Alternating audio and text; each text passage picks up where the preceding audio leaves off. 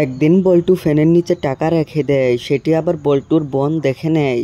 তারপর বল্টু ভালোভাবে এইগুলা টাইট দিয়ে নেয়, নিয়ে ফ্যানটিকে নিয়ে যায়।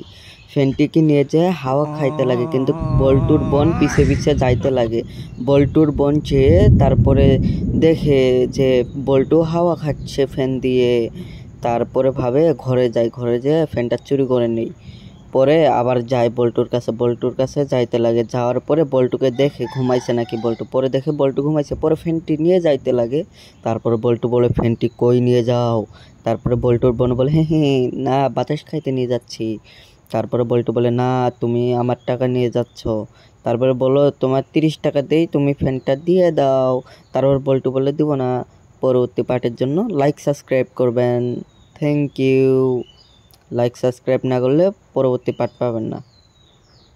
তারপর বল্টু টাকা নেই না, তারপরে তার বোন